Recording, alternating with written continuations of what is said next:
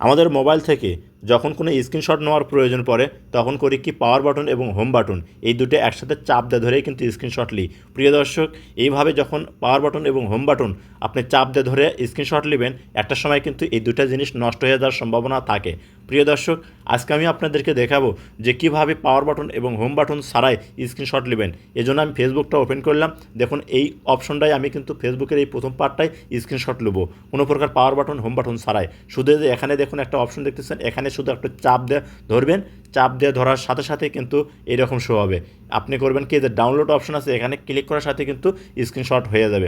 শুধু এইটুকু না, আপনার যেটুকু প্রয়োজন আপনি স্ক্রিনশট লোয়ার সেইটুকু কিন্তু নিতে পারবেন। দেখুন আমি স্ক্রপ করে ছোটো করে নিলাম, লোয়ার পর এইটুকুই কিন্তু আপনি স্ক্রিনশট চাইলে নিতে পারবেন। তাও কীভাবে, দেখুন স্ক্রিনশট কিন্তু হয়ে গেল।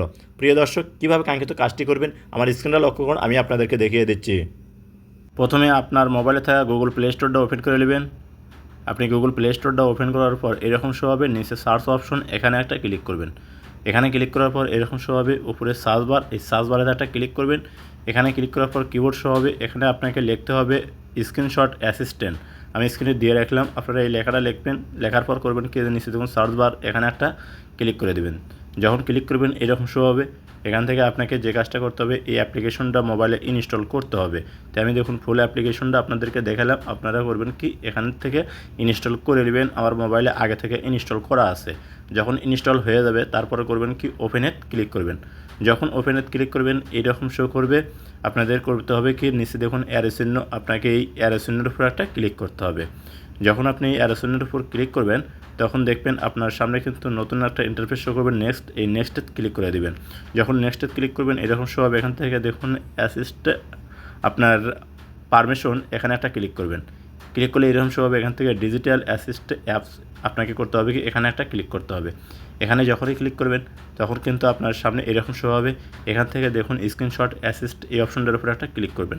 যখন এখানে ক্লিক করবেন আপনার সামনে এরকম শো হবে। এখান থেকে ওকে ওকে ক্লিক করে দিবেন। যখন ওকে ক্লিক করে দিবেন, দেওয়ার পর আপনি করবেন কি, এখানে ব্যাক বাটনে কাটিয়ে দেবেন।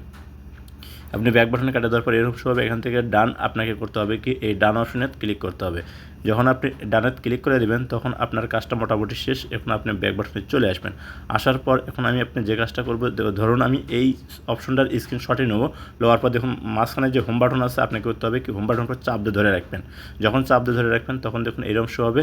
এখান থেকে দেখুন এখানে ডাউনলোড অপশন আছে, এখানে ক্লিক করলে কিন্তু আপনার স্ক্রিনশটটা হয়ে যাবে।